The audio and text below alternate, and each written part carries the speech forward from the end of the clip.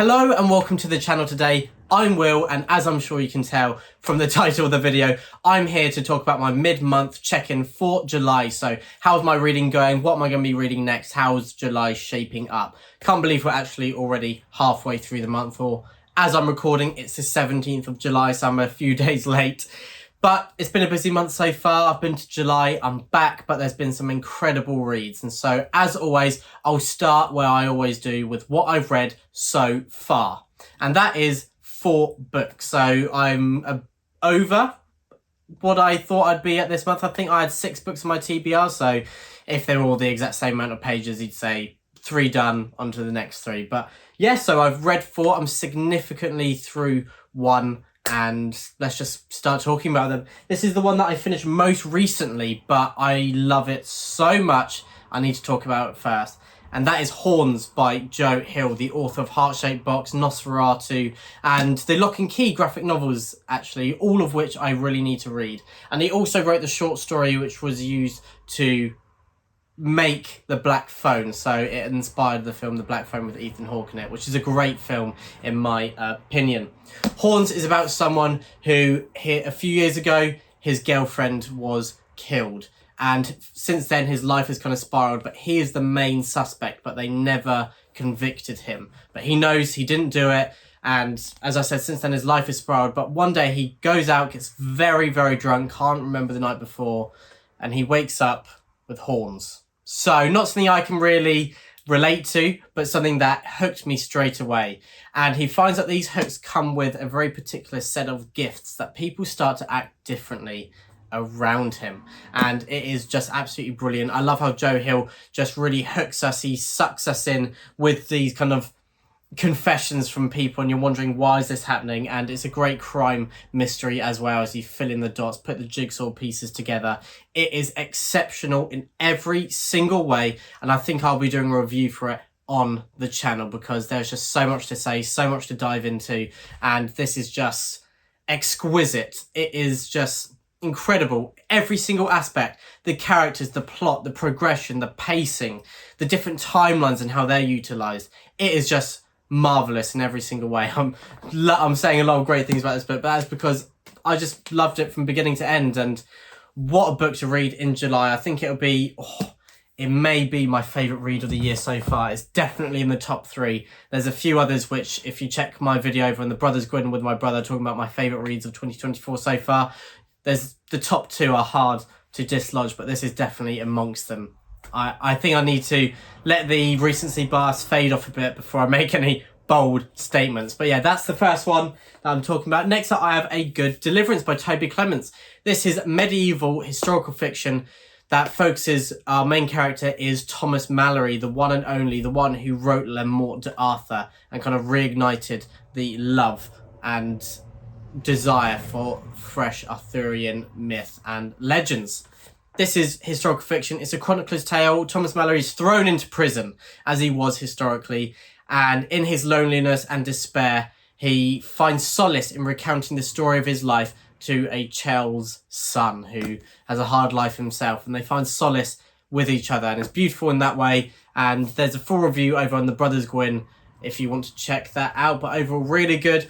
There's a bit, it took me about probably 30-40 pages to get into the writing style because it is quite unique, but I really like how Toby Clements makes some bold decisions to be immersive. And then there was a little bit of pacing issues in the middle, but overall a really great read.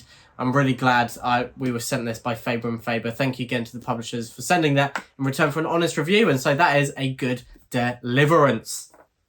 And then another 2024 release, actually, and that is Dark Frontier by Matthew Harvey. He is a well-renowned historical fiction author. I have many of his books on my shelves. He's one I've talked about quite a lot. He's just a great author, consistently satisfying reads. This is his first Western, though, so I was very fascinated. I can see in a lot of his kind of Anglo-Saxon inspired works that he's got Western inspirations. There's a Magnificent Seven vibe in one, but Dark Frontier is a proper Western. We have a man from England. He needs to get away from his past life, basically. He's had enough of being a soldier and being a policeman in London. So he's trying to start a new life. So he heads to where his friend lives in America. but his past is going to approach him. He may have to draw weapons again and deliver justice. This is one of those classic Western tropes of the small ranch fighting the big landowners who are trying to take over. But we love tropes when they're done well because they're tropes for a reason. It's done really well in Dark Frontier. Great cast of characters. In particular, White was a great character. This old kind of grizzled character who's quite mysterious, but quite bold and vivid off of the page as well. And so, yeah, another really good read. What books I've read in July so far. Really great quality. And that is Dark Frontier. And then the last one that I've read so far is Mistborn. So book 1, The Final Empire. I believe this is Mistborn Era 1. Maybe it's 2, but it's the one you're meant to start with. The Final Empire. I finally started some Sanderson and I enjoyed this. I really enjoyed the incredible world building. It is such a world of such richness, a quality to it that you rarely find anywhere else because it is so well explored. I really like the kind of social dynamic and setup with the different tiers in this society. And I really like the character of the Lord Ruler presiding over all of this. And the Scars who work to provide for the upper classes, basically the aristocracy. I really liked all of that. I really liked the kind of the crime group that we've got going, this gang and how they operate, and getting to know them as well was done really, really well. And I felt very hooked and engaged pretty quickly.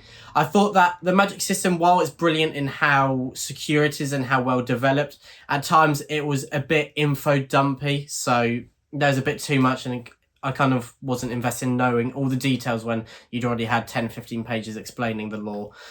But it was really good in how it came to fruition, and whilst there were some pacing issues as well, the end was fantastic. The strongest part of the book, it really delivered, and wow, the twists and turns. This does not finish like your typical first book in a fantasy series.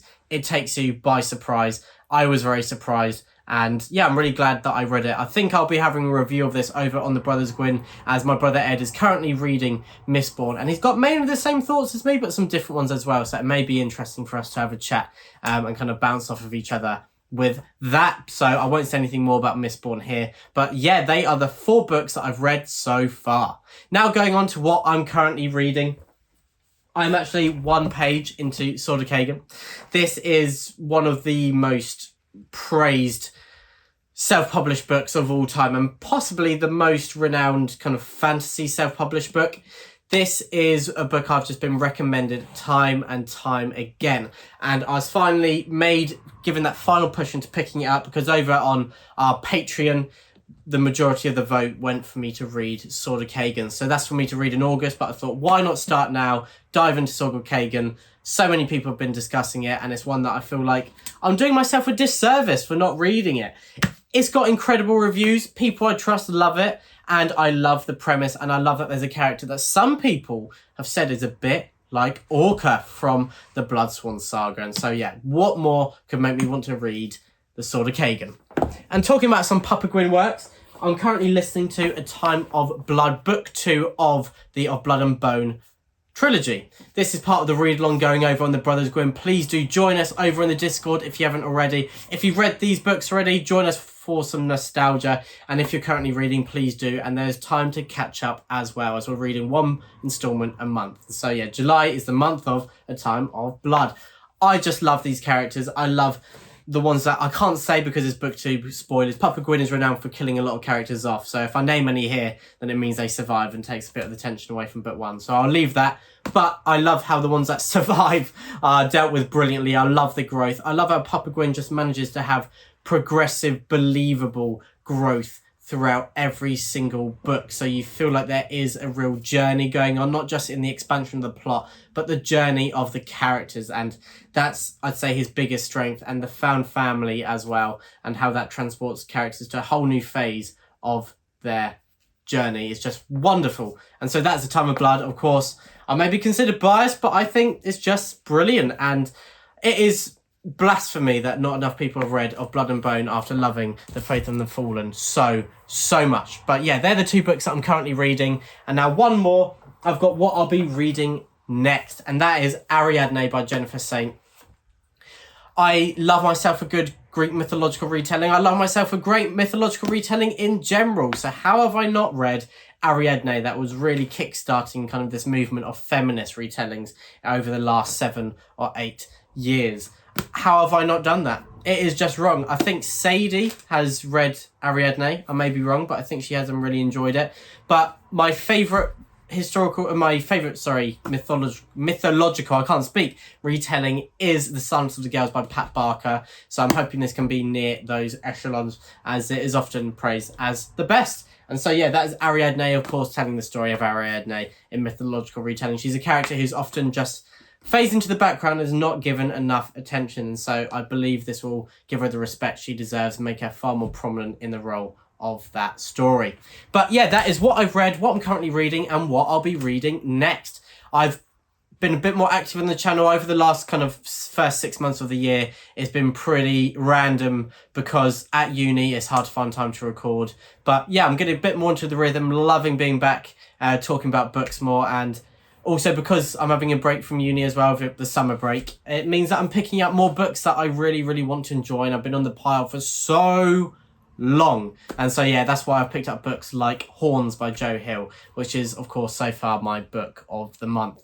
But yeah, everyone, that is my mid-month update for July. How's your reading been going? Please let me know, and let me know what you intend to read for the rest of the month. But everyone, as always, thank you for giving your time to watching this video, and stay safe.